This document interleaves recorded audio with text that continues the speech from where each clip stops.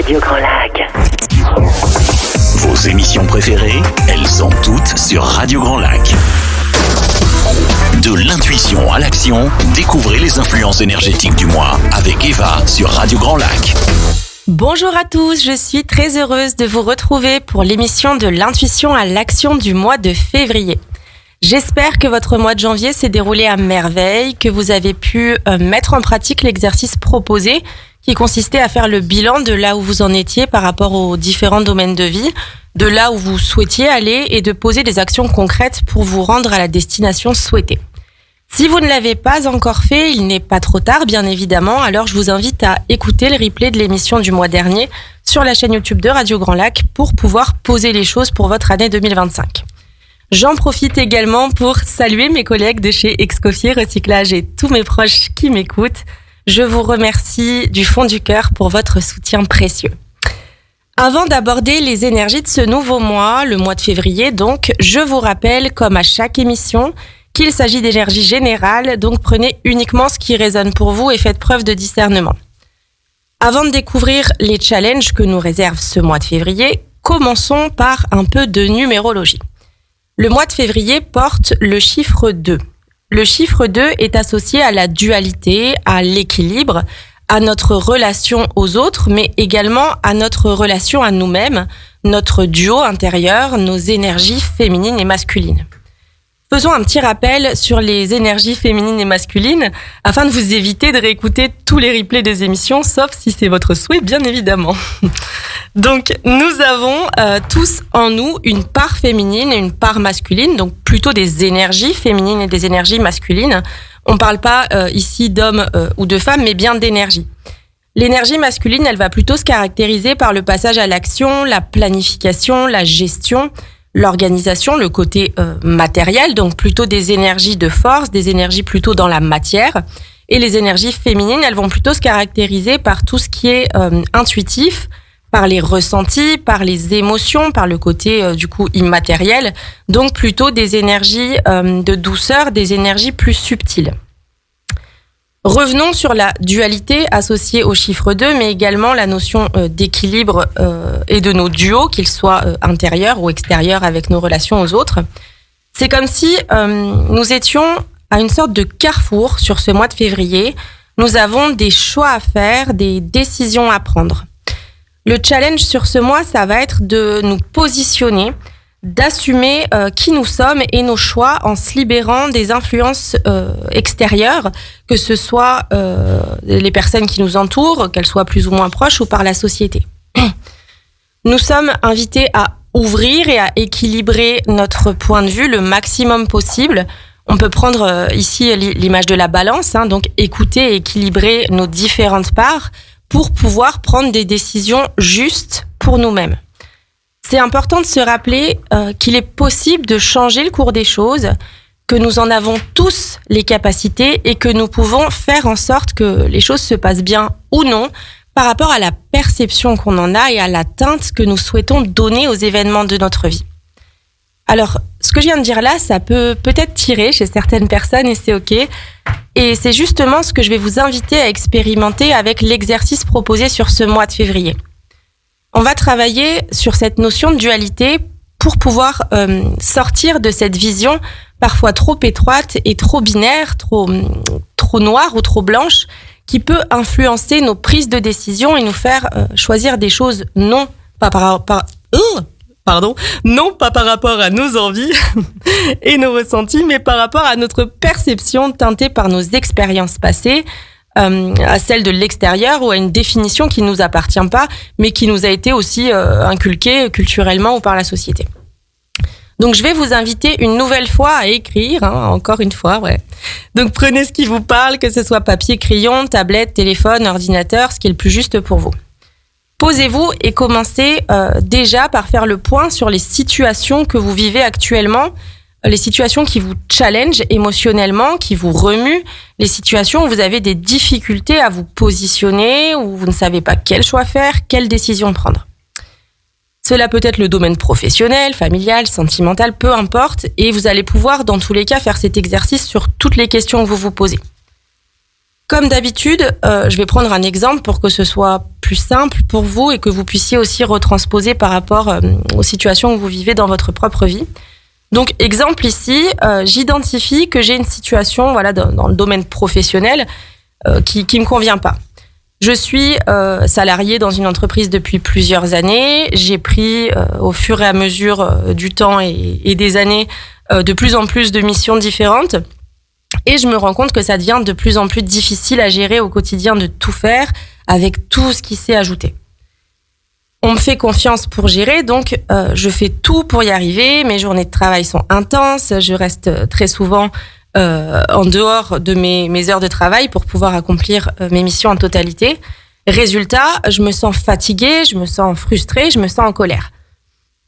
Je me rends compte que dans mes journées de travail, je me renferme sur moi, que je m'ouvre moins aux autres, que ma patience est limitée et que parfois je suis en colère de voir par exemple mes collègues qui arrivent pour prendre une pause alors que moi je continue de travailler. Donc là, j'ai trouvé une situation qui me titille en ce moment, en tout cas la situation telle que je la perçois et ressens à l'heure actuelle. Donc on peut appeler cette situation la situation A pour actuelle. Posez-vous maintenant la question sur comment j'aimerais me sentir au travail. Comment j'aimerais que ça se passe pour moi. Eh ben, j'aimerais bien me sentir plus joyeux, plus en forme, pouvoir aussi aller en pause avec mes collègues, ne plus rester en dehors de mes heures de travail pour réussir à accomplir toutes mes tâches. Donc là, j'ai ma situation souhaitée. Appelons cette situation la situation S pour souhaiter. Donc maintenant que nous avons notre situation A et notre situation S, on va pouvoir aller regarder ce que l'on peut faire pour atteindre cette situation S et trouver ce qui bloque pour pouvoir l'atteindre. Donc, quand je dis ce qui bloque l'atteinte de cette situation S, en gros, c'est qu'est-ce que je me raconte, qu'est-ce que j'imagine pour choisir de rester dans la situation A et ne pas atteindre la situation S. Donc, maintenant, on va pouvoir aller se poser différentes questions sur notre situation actuelle, situation A, la perception qu'on en a et notre situation souhaitée, la perception qu'on s'en fait. Aujourd'hui, je suis en colère de voir mes collègues prendre une pause. J'aimerais bien, moi aussi, prendre une pause. Les questions qu'on peut se poser ici, c'est qu'est-ce qui m'empêche de prendre cette pause ? Dans les faits, rien. Personne ne m'a jamais dit que j'avais pas le droit de prendre de pause. Mes collègues me convient régulièrement à venir boire un café avec eux et je refuse pour continuer de travailler. Ok. Alors, qu'est-ce que je cherche ? Qu'est-ce que je recherche en ne prenant pas cette pause ? Qu'est-ce que ça nourrit chez moi ? Pourquoi je continue à travailler alors que j'aimerais bien en prendre une moi aussi de pause ? Alors là, on va avoir bien évidemment des réponses très vives de notre mental, très souvent associées à une pointe d'agacement, du genre je cherche rien, j'ai juste pas le choix, si je le fais pas, personne ne le fera à ma place. Et oui, je vous entends et je vous ressens même derrière mon micro. Et ben ces réponses-là, bien sûr, qu'on ne va pas s'arrêter là-dessus, vous l'aurez bien compris, mais on remercie de les avoir parce qu'elles vont nous permettre en fait de cibler les questions qu'on doit se poser pour élargir notre champ de vision et donc notre perception et pour identifier aussi le besoin en fait qu'on cherche à nourrir derrière ça. Donc ces réponses-là, vous pouvez les tourner différemment. Est-ce que je n'ai pas le choix ou est-ce que je me laisse pas le choix ? Personne ne le fera à ma place, mais est-ce que j'ai envie finalement que quelqu'un le fasse à ma place ? Est-ce que j'accepte de déléguer certaines missions ?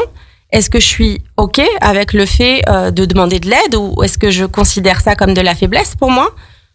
Est-ce que j'ai envie aussi de prouver que j'en suis capable, coûte que coûte, parce que je cherche la validation et ou la reconnaissance ?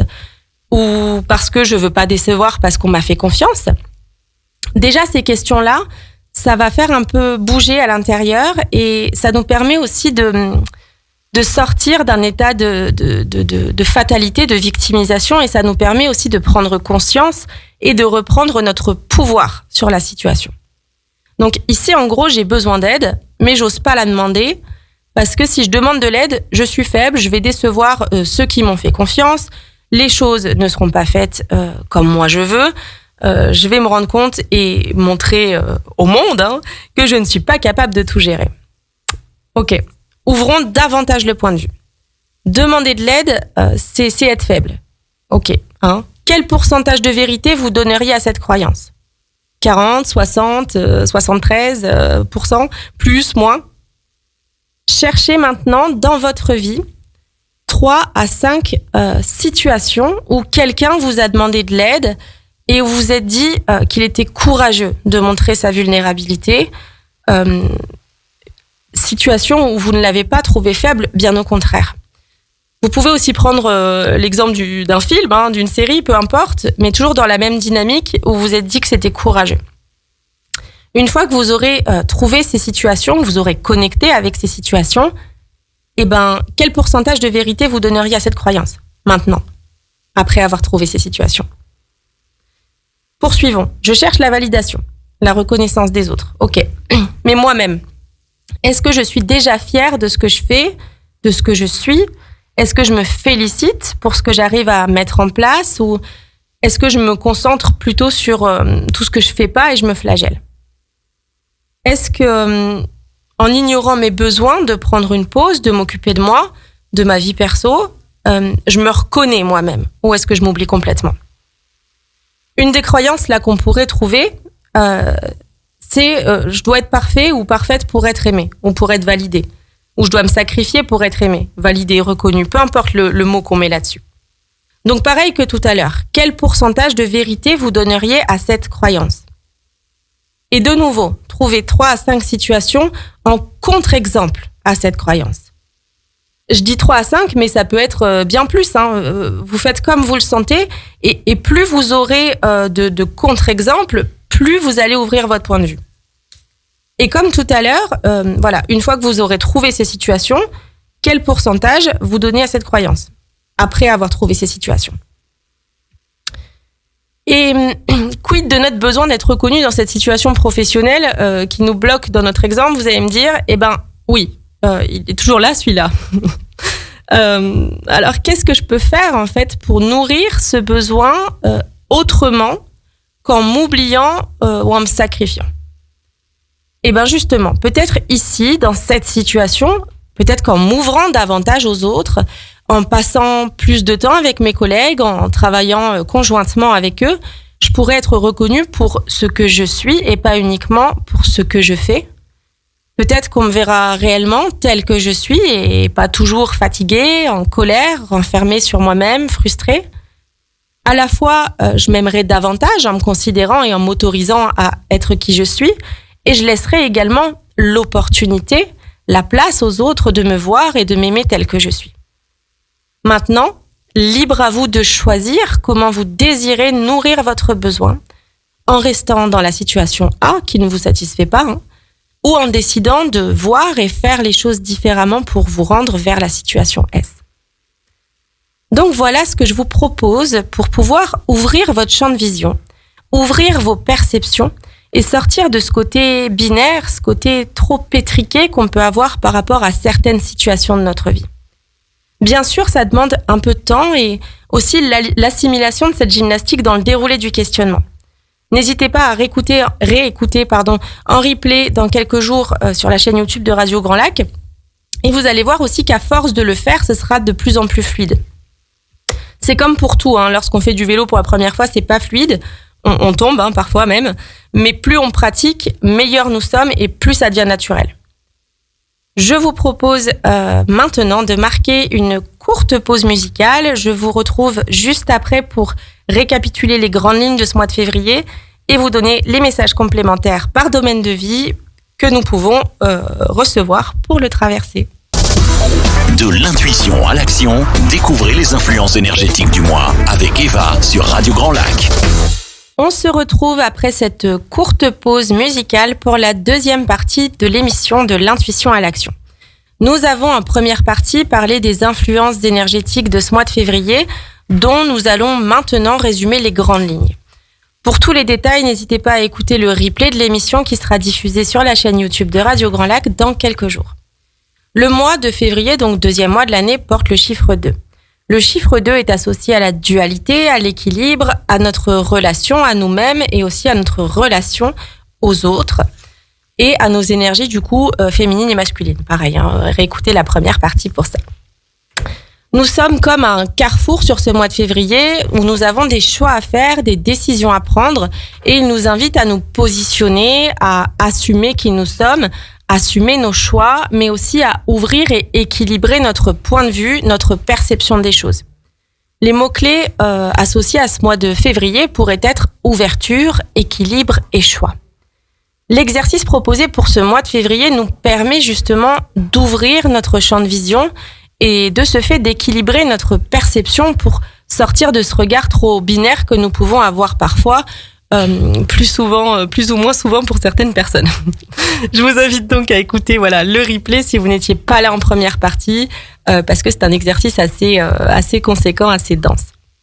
Nous allons maintenant pouvoir regarder sur les autres domaines de vie les messages, les conseils que nous pouvons recevoir pour nous accompagner durant ce nouveau mois de février. Sur le domaine sentimental, couple ou célibataire. Message assez semblable au mois dernier. Effectivement, quelques peurs, freins, appréhensions viennent nous titiller, qu'ils soient alimentés par nous-mêmes ou calqués sur nous par l'extérieur. Nous sommes invités à écouter notre cœur et à le suivre sur ce mois de février, à regarder au-delà de la peur et de choisir encore une fois l'amour. Petit rappel à garder en tête, la loyauté est une belle qualité, mais n'oubliez pas de l'être tout d'abord avec vous-même. Sur le domaine professionnel, attention au surmenage. Peut-être avez-vous un peu trop tiré sur la corde sur ce mois de janvier et l'an dernier. Il serait peut-être temps de programmer des moments de détente, de changer d'air. Pourquoi pas de programmer d'ores et déjà vos vacances pour retrouver vos pleines capacités et la clarté tant recherchée. Pensez également à vous pencher sur votre capacité à déléguer. Sur le domaine relationnel et familial, la vie des autres, c'est la vie des autres. Gardez à l'esprit qu'un avis n'est qu'une projection de nous-mêmes, de nos émotions, opinions, croyances et conditionnements. Attention donc sur ce mois de février à ne pas vous laisser influencer par vos proches, peu importe le statut qu'ils occupent. Vous êtes le commandant de bord de votre vie, décidez pour vous, imposez-vous avec bienveillance et fermeté. Et oui, ce n'est pas incompatible. Sur le domaine santé, beauté, vitalité, se reposer n'est ni une récompense ni une perte de temps. Apprenez à vous poser et à ne pas remplir vos temps de vide par des corvées. Soyez votre priorité. Le lave-vaisselle ne vous en voudra pas si vous le videz à 19h au lieu de 18h. Et voilà les petits messages complémentaires de ce mois de février. Si vous êtes perdu, que vous avez besoin de clarifier votre année 2025 si vous ressentez aussi le besoin de vous libérer de vos blocages émotionnels, psychiques, énergétiques qui vous empêchent de vivre pleinement votre vie, je me ferai un plaisir de vous y accompagner. Si tel est le cas, contactez-moi au 06 25 59 58 37. Je répète, 06 25 59 58 37. Je vous remercie pour votre écoute et je vous retrouve le vendredi 7 mars, même heure, sur Radio Grand Lac.